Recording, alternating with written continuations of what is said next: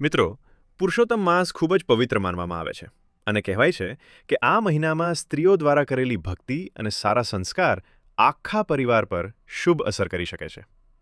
પણ મિત્રો, આ મહિનામાં સ્ત્રીઓએ કેટલીક ખાસ બાબતોનું ધ્યાન રાખવું જોઈએ. સૌથી પહેલાં, ઘરમાં રોજ સવારે અને સાંજે દીવો જરૂર કરજો, કારણ કે જ્યાં પ્રકાશ અને ભક્તિ હોય છે ત્યાં સકારાત્મક ઉર્જા વધે છે. બીજી મહત્વપૂર્ણ વાત, આ મહિનામાં શક્ય હોય તો કોઈની નિંદા, ઝઘડા અને ખરાબ શબ્દોથી દૂર રહેજો, કારણ કે પુરુષોત્તમ માસ મનને શુદ્ધ બનાવવાનો મહિનો માનવામાં આવે છે.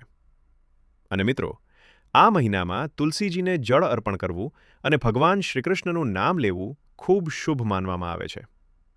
માન્યતા છે કે સાચા ભાવથી કરેલી પ્રાર્થના ઘરમાં સુખ, શાંતિ અને આશીર્વાદ લાવી શકે છે.